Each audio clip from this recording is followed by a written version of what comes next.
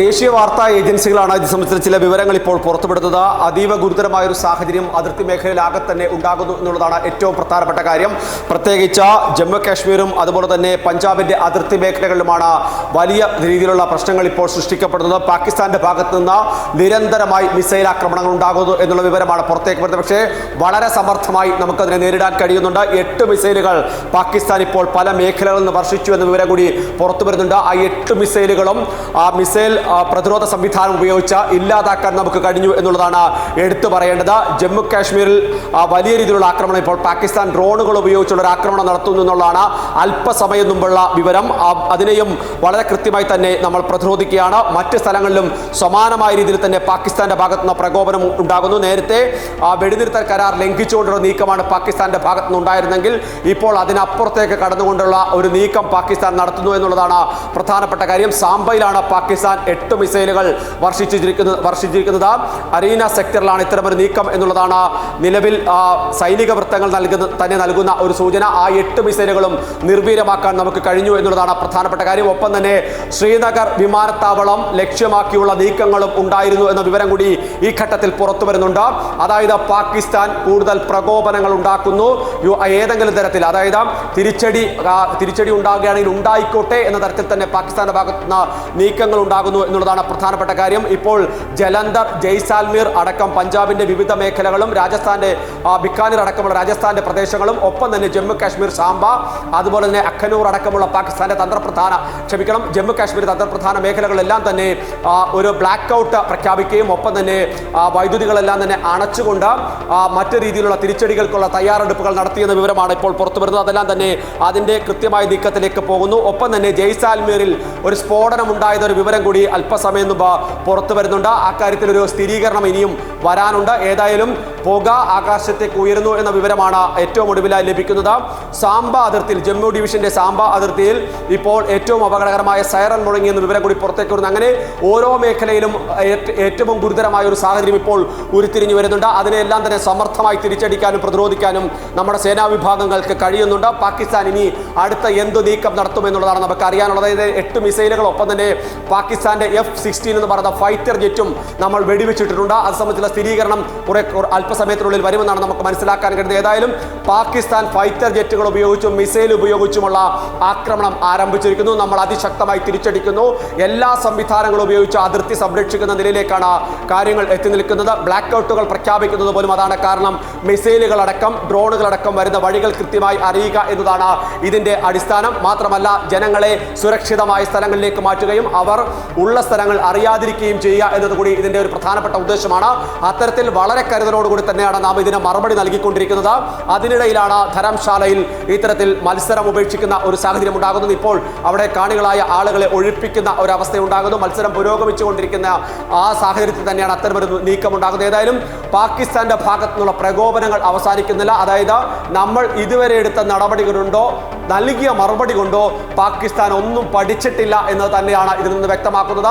ഒരു തരത്തിലും പാകിസ്ഥാന്റെ ഭാഗത്ത് നീതീകരിക്കാനാകാത്ത നടപടികൾ തന്നെയാണ് പോകുന്നത്. അതിന് എല്ലാ തരത്തിലും മറുപടി നൽകുക മാത്രമാണ് നമുക്ക് ഇപ്പോൾ ചെയ്യാൻ കഴിയുക. കാരണം പ്രധാനമന്ത്രിയുടെ പ്രശാന്ത് സൂചിപ്പിച്ച പോലെ തന്നെ പാക് പ്രകോപനം അവസാനിക്കുന്നില്ല. അതിർത്തിയാണ് പാകിസ്ഥാൻ ലക്ഷ്യമിടുന്നത്. ജമ്മു നേരത്തെ സൂചിപ്പിച്ച പോലെ തന്നെ ജമ്മു നഗരം, അതുപോലെ വിമാനത്താവളം, അതുപോലെ തന്നെ പല അതിർത്തിയിലെ പല സ്ഥലങ്ങളൊക്കെ പാകിസ്ഥാൻ ഉന്നം വെക്കുന്നു.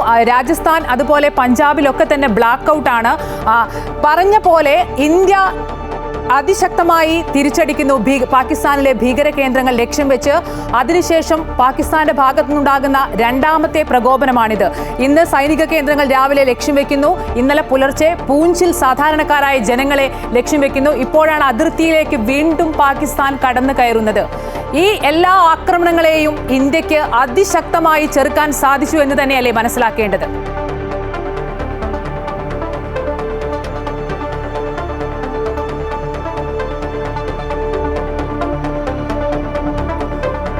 ഈ കാര്യങ്ങൾ, അതായത് ഇത്തരത്തിൽ തന്നെയായിരിക്കും പാകിസ്ഥാന്റെ ഭാഗത്തു നിന്ന് ഒരു നീക്കം ഉണ്ടാകുക എന്നുള്ളത് നമ്മൾ നേരത്തെ തന്നെ കരുതിയിരുന്നതാണ്. കാരണം അതുകൊണ്ടാണ് നേരത്തെ തന്നെ നമ്മൾ മോക്ക് ഡ്രിൽ നടത്തിയത്. ഇപ്പോൾ അല്പസമയം മുമ്പ് ചെന്നൈയിലടക്കം വീണ്ടും മോക്ക് ഡ്രില്ലുകൾ നടത്തിയെന്ന വിവരം കൂടി പുറത്തേക്ക് വരുന്നുണ്ട്.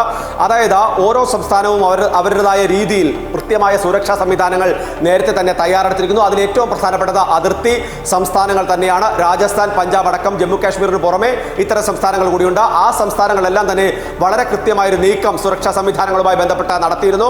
അവിടുത്തെ മുഖ്യമന്ത്രിമാരുമായും ഒപ്പം തന്നെ ചീഫ് സെക്രട്ടറിമാരുമായും അതുപോലെ തന്നെ DGPമാരുമായി ആഭ്യന്തരമന്ത്രി അമിത്ഷാ നേരിട്ട് സംസാരിച്ച വീഡിയോ കോൺഫറൻസിലൂടെ കൃത്യമായി സുരക്ഷാ സംവിധാനങ്ങൾ വിലയിരുത്തുകയും ഒക്കെ ചെയ്തിരുന്നു. അതുകൊണ്ട് തന്നെ ഒരു തരത്തിലുള്ള പാളിച്ചയും നമ്മുടെ ഭാഗത്ത് ഉണ്ടാകില്ല എന്ന് കൃത്യമായി കേന്ദ്ര സർക്കാരും സൈന്യവും ഉറപ്പുവരുത്തിയിരുന്നു. സൈന്യത്തിന്റെ ഭാഗത്ത് നിന്ന് ആ ഉറപ്പ് പ്രധാനമന്ത്രിക്കും നൽകിയിരിക്കുന്നു. ഇപ്പോൾ ഉണ്ടായിക്കൊണ്ടിരിക്കുന്ന എല്ലാ നീക്കങ്ങളും PMO കൃത്യമായി തന്നെ പ്രധാനമന്ത്രിയുടെ ഓഫീസ് വളരെ കൃത്യമായി നിരീക്ഷിച്ചുകൊണ്ട് ശക്തമായ നടപടികൾക്ക് നിർദ്ദേശം നൽകുന്നു എന്ന വിവരമാണ് നമുക്ക് നൽകാൻ കഴിയുന്നത്. അതായത് ഏത് തരത്തിലുള്ള പ്രകോപനത്തെയും നേരിടാൻ നാം സജ്ജമാണ്. അത് ആ രീതിയിൽ തന്നെ മുന്നോട്ട് പോകും. കാരണം പാകിസ്ഥാന്റെ ഭാഗത്ത് നിന്ന് ഭീകരവാദ പ്രവർത്തനങ്ങളെ അമർച്ച ചെയ്യാനുള്ള നടപടി ഉണ്ടാകില്ല.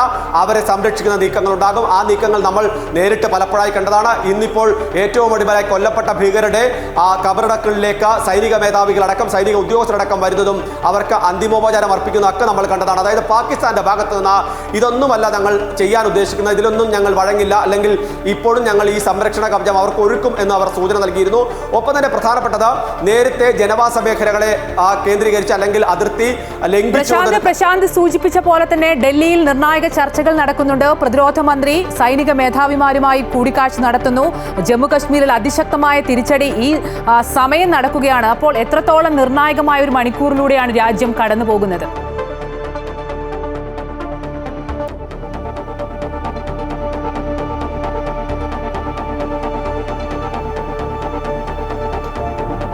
അപ്പോൾ ഈ ഘട്ടത്തിൽ എന്തായാലും നമുക്കൊരു ആശങ്കപ്പെടേണ്ട സാഹചര്യമല്ല. കാരണം ഇത് നമ്മൾ നേരത്തെ പ്രതീക്ഷിച്ചിരുന്ന സാഹചര്യങ്ങൾ തന്നെയാണ്. ഇപ്പോൾ ഏറ്റവും ഒടുവിലായ വിവരങ്ങൾ അനുസരിച്ചാണെങ്കിൽ പാക് അധീന കാശ്മീരിലെ മലനിരകളിൽ നിന്നടക്കം പാകിസ്ഥാൻ ആക്രമണം നടത്തുന്നു എന്ന വിവരമാണ് നമുക്ക് മനസ്സിലാക്കാൻ കഴിയുന്നത്. മറ്റ് സ്ഥലങ്ങളിലും കച്ച് അടക്കമുള്ള മേഖലകളിലും ഇപ്പോൾ ബ്ലാക്ക് ഔട്ട് വരുന്നു എന്ന വിവരം കൂടി പുറത്തേക്ക് വരുന്നുണ്ട്. അതായത് ഒരു തരത്തിലും ഈ ഘട്ടത്തിൽ ഒന്നും തന്നെ പാകിസ്ഥാൻ പിന്നോട്ട് പോകുകയില്ല, ആക്രമിക്കുക അല്ലെങ്കിൽ പ്രകോപനം ഉണ്ടാക്കുക എന്ന നിലയിലേക്ക് തന്നെ കാര്യങ്ങൾ വരുന്നു. ഇത് നമ്മൾ പ്രതീക്ഷിച്ചിരുന്നതാണ്. അതുകൊണ്ട് തന്നെ ഒരു തരത്തിലുള്ള ആശങ്കയും സാധാരണ ജനങ്ങളെ സംബന്ധിച്ചോ നമ്മൾ ഭാരതീയരെ സംബന്ധിച്ച് വേണ്ടതില്ല എന്ന് എടുത്തു പറയേണ്ടി വരും. കാരണം എല്ലാ സംവിധാനങ്ങളും വളരെ ശക്തമാണ്, കൃത്യമായി തിരിച്ചടിക്കുന്നു. ഒരു മിസൈലോ ഒരു ഷെല്ലോ നമ്മുടെ രാജ്യത്തിനകത്തേക്ക് സാധാരണ ജനസംവിധാനത്തെ ജനജീവിതത്തെ തകർക്കുന്ന തരത്തിലോ സൈനിക കേന്ദ്രങ്ങൾ തകർക്കുന്ന തരത്തിലോ ഇങ്ങോട്ട് പതിക്കില്ല എന്ന് വളരെ കൃത്യമായി ഉറപ്പാക്കിയിട്ടുണ്ട്. കാരണം നേരത്തെ നമ്മൾ പറഞ്ഞ സുദർശന ചക്ര അടക്കമുള്ള ഈ മിസൈൽ പ്രതിരോധ സംവിധാനങ്ങൾ, അതിനെ തകർക്കാൻ ഉപയോഗിക്കുന്ന സംവിധാനങ്ങൾ എന്ന് പറയുന്നത് റഷ്യയിൽ നിന്ന് വാങ്ങിയതാണെന്ന് മാത്രമല്ല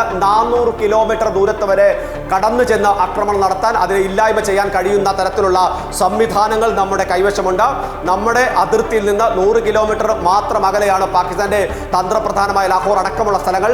മാത്രമല്ല മറ്റു പല പ്രധാന കേന്ദ്രങ്ങളും ഭീകരവാദ കേന്ദ്രങ്ങൾ പോലും 13 കിലോമീറ്റർ അപ്പുറത്താണ്. അതുകൊണ്ട് ഒരു തരത്തിലുള്ള ആശങ്കയും നമ്മളെ സംബന്ധിച്ച് വേണ്ട. അപ്പോഴും വളരെ കരുതലോടുകൂടി തന്നെയാണ് കേന്ദ്ര സർക്കാർ ഈ വിഷയത്തെ കാണുന്നത്. അതുകൊണ്ടാണ് സൈനിക മേധാവികളുമായുള്ള ഒരു കൂടിക്കാഴ്ച അടക്കം നടത്തുന്നത്. കാരണം ഇനി ഏത് തരത്തിൽ, അതായത് ഇപ്പോൾ ഓപ്പറേഷൻ സിന്ദൂർ 2.0 ആണ്, അത് അവസാനിക്കുന്നില്ല എന്നുള്ളത് പറഞ്ഞിട്ടുണ്ട്.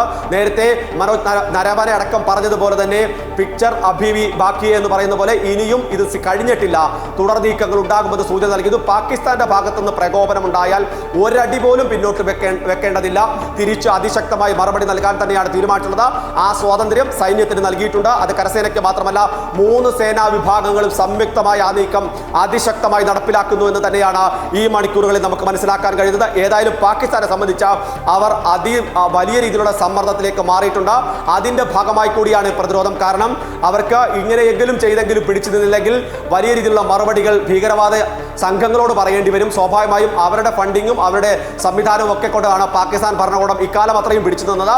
അതുകൊണ്ട് തന്നെയാണ് ഇത്തരമൊരു നീക്കം നമുക്ക് മനസ്സിലാക്കാൻ. പക്ഷേ ഒരു ജനാധിപത്യ രാജ്യത്തെ അല്ലെങ്കിൽ സ്വതന്ത്ര സംവിധാനമുള്ള ഒരു രാജ്യത്തെ ഇങ്ങനെ ആക്രമിക്കുമ്പോൾ നമുക്ക് പിന്നോട്ട് പോകാൻ കഴിയില്ല. അത് വളരെ കൃത്യമായി നമ്മൾ നിലപാടുകൾ എടുത്തിട്ടുണ്ട്. അത് അന്താരാഷ്ട്ര സമൂഹത്തെ ബോധ്യപ്പെടുത്തുന്നുണ്ട്. എന്തുകൊണ്ട് നമ്മൾ തിരിച്ചടിക്കുന്നു എന്ന് വെച്ചാൽ ഒരു തരത്തിലും ന്യായീകരിക്കാൻ പറ്റാത്ത, നീതീകരിക്കാൻ പറ്റാത്ത സമീപനം പാകിസ്ഥാന്റെ ഭാഗത്തുനിന്ന് ഭീകരവാദ സംഘടനകളുടെ ഭാഗത്തുനിന്ന് ഉണ്ടായത് കൊണ്ടാണ് എല്ലാ ക്ഷമയും പരീക്ഷിച്ച് എത്രയോ എത്രയോളം സഹിക്കാമോ അത്രയും സഹിച്ച ശേഷം നമ്മൾ തിരിച്ചടിച്ചിരിക്കുന്നു. ഇനി പിന്നോട്ട് പോകേണ്ടതില്ല എന്ന നിലപാട് പ്രധാനമന്ത്രിയുടെ ഓഫീസ് സൈനിക കേന്ദ്രങ്ങൾക്ക് നൽകിയിട്ടുണ്ട്. അതിന്റെ ഭാഗമായി എല്ലാ മേഖലയിൽ നിന്നുള്ള ആക്രമണമാണ്. അതാണ് നേരത്തെ നദീജല സംവിധാനത്തിന്റെ അടക്കം വലിയ രീതിയിലുള്ള ഒരു നീക്കം അതിന്റെ ഭാഗമായി നടത്തിയത്. ഇപ്പോൾ അടുത്ത നീക്കം നടത്തിയിരിക്കുന്നു. ഇനിയിപ്പോൾ പാകിസ്ഥാന്റെ ഭാഗത്തുനിന്ന് ഇതിപ്പോൾ ഒരു അർദ്ധരാത്രിയോടുകൂടി കൂടുതൽ ഷെല്ലിംഗ് ഉണ്ടാകാനുള്ള ഒരു സാധ്യതയുണ്ട്. അത് കണ്ടുകൊണ്ടാണ് ഈ ബ്ലാക്ക് ഔട്ട് അടക്കമുള്ള കാര്യങ്ങൾ ഇപ്പോൾ നടപ്പിലാക്കിക്കൊണ്ടിരിക്കുന്നത്.